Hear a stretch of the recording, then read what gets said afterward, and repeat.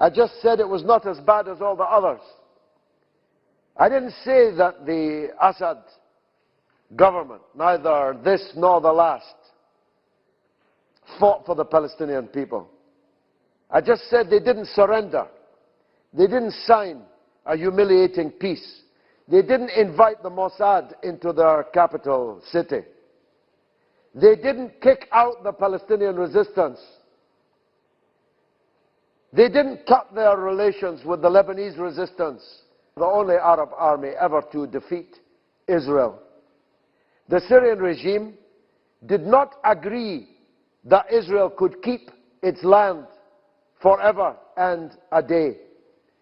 Sure, nobody needs to tell me, as somebody who was here in Lebanon in the 1970s, as somebody who has been with the Palestinian cause almost for 40 years, nobody has to tell me about the weaknesses of the Syrian regime vis-à-vis Palestine.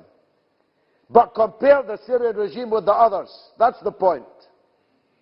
How come there's a regime, how come there is a jihad against the one frontline state which doesn't have a Camp David agreement, but there is no jihad in the countries that do have a Camp David agreement? How come there's a jihad against the one country that does not have the Mossad in its capital, but no jihad against the other countries that do have the Mossad in their capital? That's all I'm saying. I'm sorry if you're oversensitive to it, but I have to tell you how I see it. And that's how I see it. This is kalima hurra after all. It's free words. Free word by me. الذي حققته مصر هو ليس فقط للإخوان المسلمين، بل هو لمصر جميعها. أولا بالثورة التي بدأت، وثانيا بالانتخابات الديمقراطية والتحقق الديمقراطي. هناك مشوار طويل، هناك شغل كثير للدكتور محمد مرسي، انتقال السلطة من المجلس العسكري إلى الدولة الفعلية، الانتخابات والإصلاحات. أظن من أهم الأشياء التي أنضحت عنها الثورة المصرية هي إعطاء والانتخابات المصرية هي إعطاء نوع من الأمل للثورات العربية الأخرى، وخصوصا الثورة المباركة في سوريا. فبعدما أول شيء فعله الدكتور مرسي هو عدم الاعتراف بالنظام الأسدي القاتل لأولاده، وهيدي برأيي من أهم الأشياء التي عملها طبعا. ومن ثم إعادة النظر، يجب إعادة النظر بكامب ديفيد وفتح معمل رفح والعمل على مساعدة الإخوان في فلسطين. سؤالي لك بكل وضوح، هل تعتقد أن الإخوان المسلمين في سوريا والإخوان المسلمين في بقية البلاد العربية سوف يخطون نفس الخطى على خطى الإخوان المسلمين في مصر؟ No, I don't think so. But first of all, there are many sons being killed in Syria. Many sons. Every one of them is somebody's son. Whether they are on the side of the regime or on the side of the opposition to the regime. They are all sons of Syria. And their blood has been shed in the thousands by both sides. Don't tell me that only the regime is killing sons of Syria. Those opponents of the regime are also killing sons of Syria. And it's just strange to me that they are ready to kill thousands, maybe tens of thousands in Syria, but they will not lift a finger for jihad in other Arab countries which are and have always been on the path of treason towards the Palestinian people. That's just strange to me. That's all I'm saying. There is Arab countries where there is no freedom or liberty at all, which have one family rule, who even give the name of their family to their country. But there is no jihad in such countries. But the jihad is in Syria, and it seems those who are fighting it are ready to spend an ocean of blood to get their freedom. To get their freedom. What about their freedom in the other Arab countries? Are they ready to fight there? No, they are collaborating with these other Arab countries.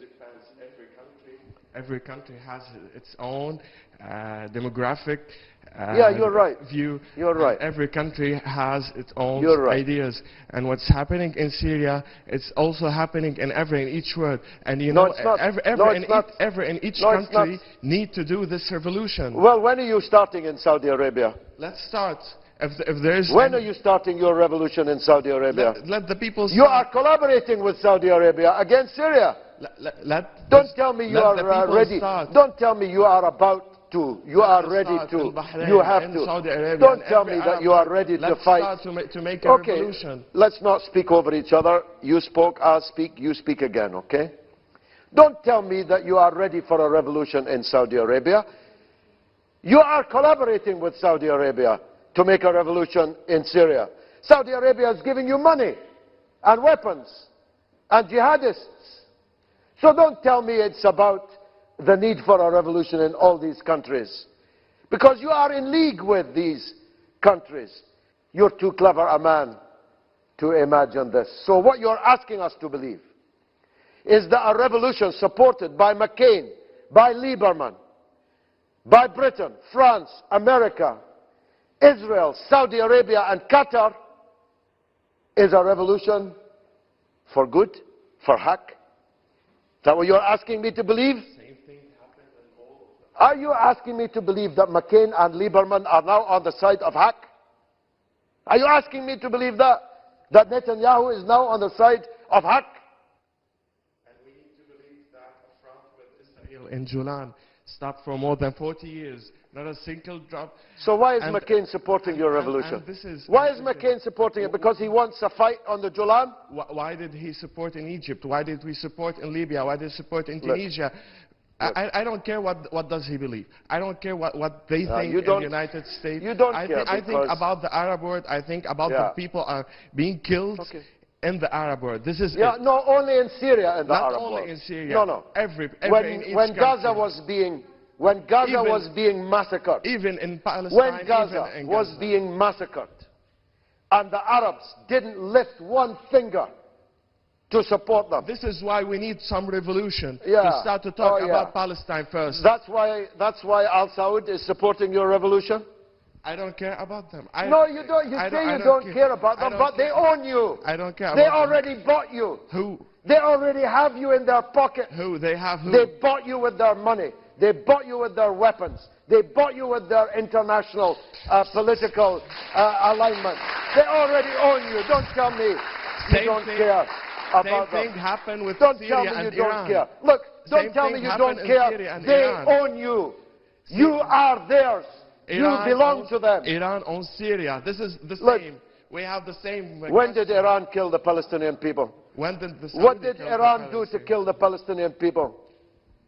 Iran are not even Arabs, but they are feeding the Palestinian people. But they have their own project in the area. Whether they have their own project or not, there is food in the bellies of the Palestinian people from Iran. How much came from Qatar, from Saudi Arabia, and these other traitor countries who collaborated with Israel to starve the Palestinian people? You make me sick, you people, I must tell you. Thank you. Next one.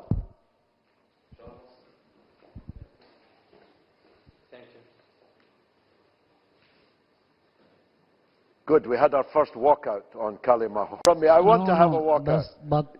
I'm doing my job, I want argument, fierce argument. Go on, sir. Of course.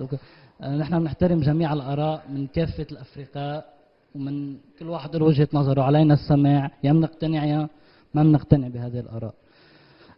بس بدي ارجع على نقطة مهمة، انتم عم تجاوبني على يمكن سؤالي. تكلمت انه الثورة المصرية أتت بأقدام الرجال أو الفئة الشعبية المصرية، كانت بعقولهم ثم ذهبوا إلى ميدان التحرير بأقدامهم. إذا تطرقنا إلى الثورة السورية اليوم، طبعا نوجه تحية للثورة السورية لأننا نحن ضد كل أنظمة القمع في العالم وضد أي نظام يقمع ويقتل. نحن ضد هذا الشيء حيث وين ما بيكون. نحن الدول كانت حليفتنا أو مش حليفتنا، كل إنسان ظالم ومستبد نتمنى أن يأتي دوره ويأتي الزمن الذي يحاكم به.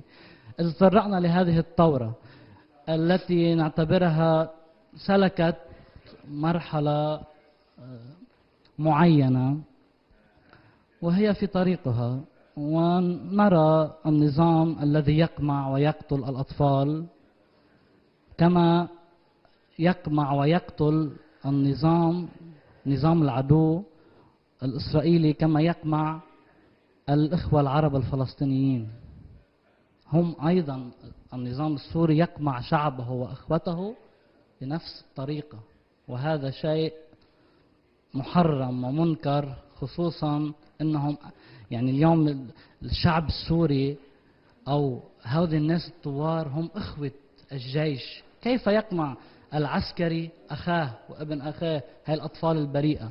أنا بس بدي أتطرق لهي المقارنة. إذا كانت الثورة المصرية أتت بأقدام وعقول المصريين والشعب المصري، هل السوريون أو الثورة السورية هي ليست بناء على عقل الشعب السوري وأقدامه في ميادين التحرير؟ لذلك لم نرى نتيجة ساحقة تلو الآن. Please, let me deal with this. First of all my respects to my comrade Walid Jumblat. I knew him for 30 years. He's a friend of mine. So he'll understand what I mean when I say to you, be careful, because your line might be different next week before this program goes out. So be careful about this. You are a young man. Let me give you some advice. When you are a comrade of Walid, don't be so unequivocal, because today's unequivocality, it might be different next week. And everybody watching this knows exactly what I mean. The killing of the people of Syria might be denied by some. It's not denied by me. I am not with the Syrian regime. I am against their enemies, because their enemies are worse than them.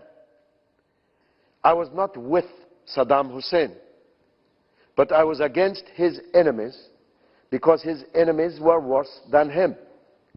This is a level of sophistication in politics which seems to be beyond some people. It's the difference between playing chess and playing drafts or checkers. You have to see the big picture. I told President Bashar al-Assad, personally I asked him to call a democratic presidential election in Syria immediately after the revolution in Tunisia began. I told him, do it, and if you do, you will win, and you will be the first, indeed the only, Arab leader with any popular legitimacy in the Arab world. I wish that he took that advice. I support Kofi Annan's political transition plan. I support the position of the Russian and Chinese governments in relation to Syria, which happen to be the policy of the Arab League also, though you would not know it if you judged the Arab League's action. Kofi Annan's plan is on behalf of the UN and the Arab League, but the only people who are not implementing it are the people who keep demanding international action. This is a complete paradox and contradiction. I think the Syrian regime made disastrous mistakes, not just in the last 18 months, but in the last 30 years, 40 years. Yes, 40 years, wallah. They made disastrous mistakes in this period, but they are not the worst. And they are not being targeted because of their mistakes. They are being targeted because of the mistakes they refuse to make. They are being targeted, and Walid used to know this and used to say it, and tomorrow he might say it again, inshallah.